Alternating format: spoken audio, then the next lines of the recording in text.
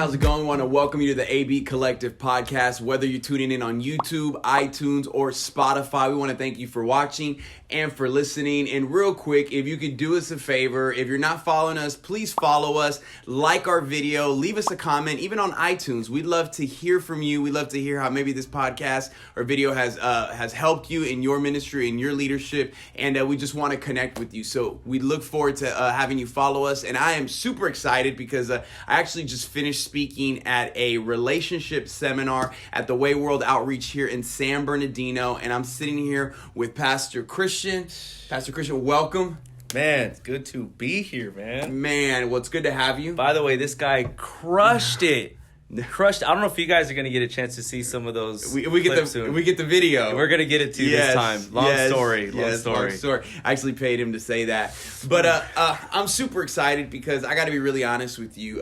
Christian, you are leading an extremely vibrant, healthy, and even large and successful young adults ministry. I believe that the reason you're probably young adults ministry is so I'm going to say explosive is because it's a sign of health and healthy things grow. So being here tonight was electric. Being here last year was electric, and we haven't had a podcast or a conversation about young adults ministry. So I know you do young adults ministry. I know you do. Tell us a little bit about you. What else? What does this come with? What do you do? Who am I? What do I do? Yeah. Well, my name is Christian. I've been a part of this church since I was around 14 years old. So I grew up here in this church, which means this church knows all of my mess. Wow. And they've been through all We actually have a clip. Play that. Yeah. No, I'm just kidding. Yeah, you can't see any of that stuff. They won't allow it on YouTube. It's just... man. But I grew up in this church when I was 14. I started coming here. This church really does know all of my mess. They've been through it all. Mm-hmm. So they know. But this church has... they have cared for me. My pastor has cared for me through it all. He knows things about me that no one knows. He's pastored me. He's loved me. And so my roots go deep within this ministry. They're deep. I'm deeply rooted here. Young adult ministry, started to get into it while I was in college.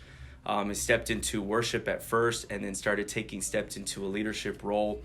And so now I've been with young adult ministry I've been involved in young adult ministry for about 7-8 years now. It's crazy to think that, as a matter of fact. It's been a long time, but I'm involved in our small group ministry and our worship department, and the same old story, wearing multiple different hats. But it's all of the things I've been doing have been so God ordained. Yeah. Everything I step into, it's not that I feel underqualified, but I know that there's way more room for me to grow and to learn, and that's something I've just kept with me no matter what. So when you say healthy, I think back to the lessons I had to learn to be healthy. Right. When you say vibrant, I think about the not so vibrant moments that we had to get to this point. So so that's where I'm at now. I've been with the ministry with this on staff now for I don't know how many years now, but I just love what I do. I'm passionate about ministry. I'm not made for anything else in the world. Wow. That's what I'm called for. So. Wow, and I love your humility and all of that because you're really saying it didn't just become this thing. I had to go through a process. We had to go through a process. Yeah. Your church was a church plant how many years ago? 15, gonna be 16 in June. And how many people do you guys run on a Sunday? Oh gosh. I don't know. It's anywhere between 4,000 or 5,000. Wow. Between both camp, I don't know the number. Sorry. So you're a great sized church. God has done a lot in 15 years, and you're doing young adults ministry. You know, I haven't had any young adults pastors on our podcast, and this is a topic that I'm really passionate about. You and I were having a conversation before this, prior to us doing this podcast. But let me ask you a question: do churches need young adult ministries? Woo! Do churches need young adult ministries? Do churches need them? Okay, so Millennials, young adults, they are the largest age group in the country. Do churches need to minister to the largest body of people in this country? Absolutely. Do churches need to make a place for the largest group of people in this country, a place for them to grow, to be cared for, to find purpose, to find a place of community, and just everything that a young adult would need? Then the answer is absolutely yes. How have you done that here in this space? Because I know it hasn't always looked the way it does now. Yeah, so I mean, there's so many different strategies we've approached, so many different things we've done. At one point, we were in a weekly routine, a weekly service. Like a service? A weekly service. And when did those take place? Those were like Friday nights. Okay. We had like a Friday night thing we were doing. We were experimenting with times. In the summer, we'd start a little later at 8. In the winter, we would start at 7. All kinds of different things. There were so many different things we thought were the answer. This is going to be the answer, right. But it's just it's a collection of a lot of little things move the needle. We were experimenting at one point where we're doing weekly, and what I realized was that our strongest, healthiest young adults were the ones that weren't only doing young adult ministry. They were also doing something else. What I come to learn over the years was that young adult ministry can't be the end all of everything. It can't end with young adult ministry. It's a bridge, and that's why we're called the Bridge Young Adults. I never thought about that. Yeah. You guys. Yeah, it's a bridge to something else. So you mean to tell me that young adults ministry, the way that you guys have created it, isn't, okay, young adults becomes their own island over here. They exist over here away from the house, and they do their own thing. What Right. you're saying is, we have a young adults ministry that serves to bring in young adults, but bridges them into the life of the church. Yes. Yet the church is the healthiest, I believe, in my opinion, the church is the healthiest when the young adults are active in the main show, in the main deal. I agree with you 1,000%. Some of the conversations that we've been having, even with my team, is like, we need the 20-somethings, the millennials. Yeah. We don't need them in their own service only. We need them here helping us build the church. Right. There's something about them. Right. There's something about the grit that they have. There's something about the tenacity, the passion, and the ownership if you give them something. Right. How do you guys get hundreds of young adults here once a month on a Friday and then bridge them into your Sunday? Man, okay, so... Or to the life of the church. Yeah. We're not just talking about a Sunday service, but into the life of the church. Yeah, well, we've designed the young adult ministry to, in a sense, be like the space for growth. It's almost like practice. Like, we've created young adult ministry so that people can use their gifts, so we can prepare people and equip people, train people, raise them up to be used at another capacity. We let people operate in their gifts. We let people be used. This is not a one-man show. I hardly, if ever, promote my own name.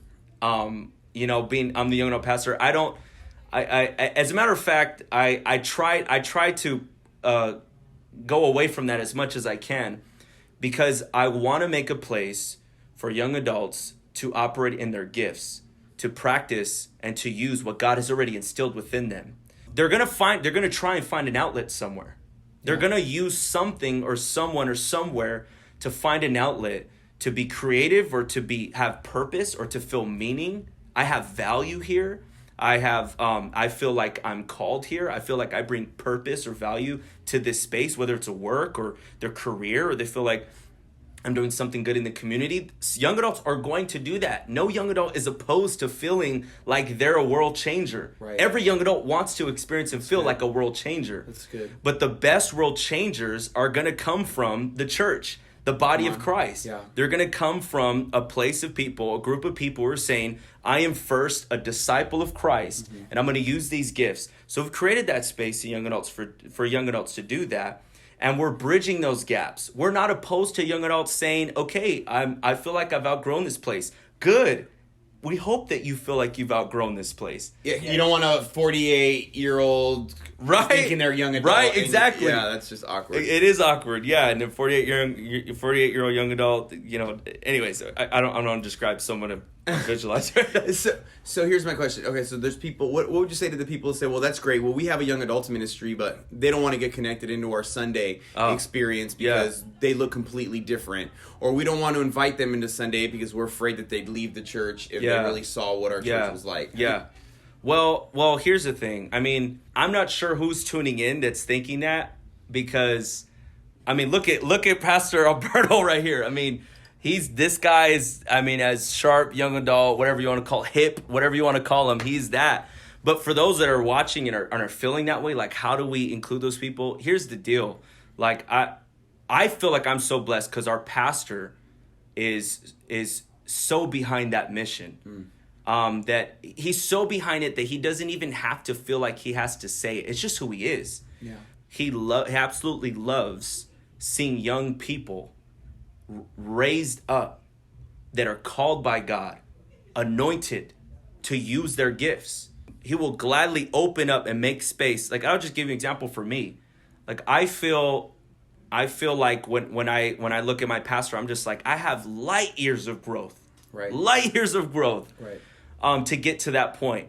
However, my pastor still feels, he still opens up space and says, Christian, I need you to preach on this, on this service, in a main service. And I'm just like, yes, sir, whatever you need. And at the same time, I'm thinking, is he sure about that? Right. Is he sure about this? And so he's been intentional about making space, making room, and desiring to have young people activated and used in moments. I've heard this said over and over. You put people on the platform of people you want to see. If you want to see young adults in your church active, put them on the stage. If you want to see young adults active in serving, then show other young adults that there's room for me in this ministry. So obviously what I'm hearing you say is, number one, it has to be a part of the vision of the house. Yeah, absolutely. So I know somebody's watching and listening saying, well, you don't know my pastor. No, I really don't, but have you had a conversation with your pastor? Yeah. So it has to be championed by the lead, and it has to be championed by the house. Yeah. And then you need to create something viable and sustainable, but something that doesn't serve as an island, but serves as a bridge into the house. Yes. And young adults want to be used. Yes. They're willing to be used. They want to live for something. They want to get behind a cause. Yes. And I hate to say this, the church needs to capitalize on that Yes. very thing. And you need to start making room for these millennials on the platform and in serving places. Yeah, I think sometimes there's a fear to hand the baton over to the next generation. And not understanding that maybe we're one hand pass away from experiencing the greatest transformation write that down. in our churches. And because that is a feeling, and I do know millennials. One of the things about millennials is they desire to be promoted a lot quicker. Oh yeah. If they get frustrated and don't feel like they can be used, they go on to the next. So you have to figure out how to field those things. But what would you do to encourage or say to somebody that has been thinking about starting a young adults ministry? Or what would you say to a young pastor who maybe needs to have a conversation with their pastor about this very thing that you're talking about? Oh, that's good. Well, we have to remember that young adult ministry, no matter where it's at, we're called young adults for a reason, because we need mentorship. We need to be taught. And by taught, I mean we need to be corrected. We need to be poured into. We need someone that we can glean off of. Yeah. We need that. Yeah. We need to learn honor. Millennials have lost, and actually, I don't like, I don't like generalizing things quite as much. But it's true that a lot of millennials have lost the idea of honor. Wow. Entitlement is a big thing. Yeah, that's true. This is me. I'm gonna do me. If you don't like that, that's your problem, not mine. So we've lost honor. We've lost the ability to respect and honor those that have been through what we've been through. Those that are in leadership now, we need to recognize that they're in leadership for a reason. And we're supposed to honor them. I think that's the first thing. That's good. That's huge. I think that's the first thing. And so the approach isn't, Pastor, you need me. The approach is, Pastor, we need you. We need you. Wow. We want to learn from you. Wow. We want to glean off of your leadership. Wow. We want to be poured into by you guys. Wow. And we know that you have something that we need. And I think just an approach of humility will always help. Will always help, no matter what it is.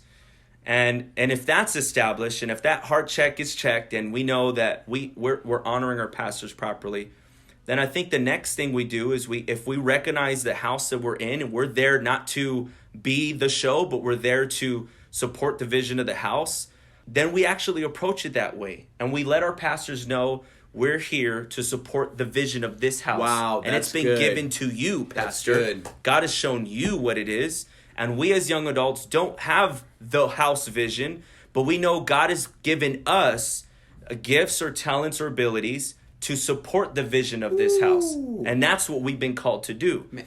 And so what is it that we've been called to do? Well, we're called to this part of the city. We're called to do this. We agree 100%. Therefore, we as young adults, we will alter our vision. We will adapt our vision to fit underneath the house vision, because we are not a separate island. We are not our own entity. After all, your pastor is the one paying the bills. He's the one thinking about how these lights are going to stay on. He's the one that's made the room for us to even have a service. So if he's doing that, it's our pastor that God's giving that vision to. It's that vision we have to get behind. And God endorses that. God is not going to endorse rebellion in the camp. And I'm not saying, if we have a differing vision, or if we have, I'm not saying, we're in rebellion if God has given us, creative vision or ideas. What I am saying is your vision cannot come into conflict with the house vision, because that's two visions. That's division. That's two different ideas. We need to be like-minded. We need to come under the house, and we need to be poured into. The anointing comes from the beard down, not the other way around. Yeah. I think that's so good. And if you're watching this podcast and you think that we were going to give you 14 steps on how to start a young adults ministry, that really wasn't the podcast. I think that you've really... If you find that list, let me know what that is. I don't know. I think you hit the nail on the head with the level of honor and humility is how you approach this. Right. Because now you're not just speaking for yourself, you're speaking for the culture of millennials, you're speaking for the culture of young adults. And so that's huge. And I would ask you this, and I wish we had more than 20 minutes, but I would ask you this. What would you say are 3 things that are necessary outside of what you've already said for a viable, sustainable young adults ministry? I would say consistency is super important. I think that the transition from youth to young adult is such a crazy chasm, and I think the reason why that gap is so large, it's like, and I'm not sure what the stats are today, but I've heard some of the highest actively engaged age groups are teens. Like 12 to 17, 12 to 18. Right. And the lowest actively engaged age group in the church is 18 to 35. And these people are just literally driving full speed out of the church. I think part of that chasm is we've kind of assumed that when someone turns 18, they don't need the same type of consistency or attention mentorship. Like we were joking earlier about it. Like I turned 18 and I felt like I was more dependent on my mom. Like, Mom, how do you do taxes? Mom, Mom, can you set up that doctor's appointment for me? She's like, just call them. I'm like, who do I call? Like 911? What do I do? So but there's still a level of dependency. And I know we're not still trying to, create children out of, we're not trying to keep kids in kid mode, but there's still a high level of consistency that young adults need, because they're getting shot out to the world and saying, you're an adult now, but I still feel like a child. Right. I still feel like a kid. So I think consistency is important. Number 2, I would say leadership, and not just the leadership that, that has its vision, it has driven with goal setting, and all that stuff is key and it's important. But the leadership I'm talking about is a leadership that is pure-hearted. It's holy. A kind of leader that I can look at and I can say, that's the lifestyle I want to live by. Wow. That's the standard I need to set. There's so much compromise in the world. There's so much compromise infiltrating the church. And as a young adult pastor, it's like the target is on you to be compromised in order to relate, in order to be, in order for people to accept you. That is a lie that did come from the enemy, that you have to be the world in order to relate to the world. That is absolutely not true. That's good. I think if anything, young adults, what they're looking for is genuine faith. That's good. Real, authentic, on fire, spirit-filled, set apart leaders that are saying, no, that's not the lifestyle I'm going to live. This is what God has called us to live, and you can do that too. That's good. They need a leader. Yeah. They need someone to step up and say, that's who I'm going to be. That's someone I'm going to follow. That's good. And then number 3, gosh, I don't know. I don't know number 3. Well, you already gave us 4. You gave me you gave honor, humility, consistency, and leadership. So I kind of was trying to get an extra one out of you. Cool. Man, bonus one. That'll be next episode. Well, I'm tripped out because in none of those did you say you need to have a sick fog machine, light, sick fog machine, like holes in your pants. But you know what I'm saying? Yeah, no, I'm glad you said that because what you said is really foundational. Yeah. And I think that that's huge. And so the honor, the humility, the consistency, and the leadership. And I think that's why you've been able to build such a great young adults ministry. Man, Christian, thank you so much, man. It's been great having you. Appreciate you, man. Yes, do me a favor, go and follow him. His Instagram will pop up right there. The Young Adults Instagram will pop up right there. So be sure to follow them. Once again, we want to thank you for tuning into the AB Collective podcast, whether you're doing YouTube, Spotify, or iTunes. Thank you. Give us a like, give us a follow, leave us a comment. We'd love to hear from you. And until next time, God bless.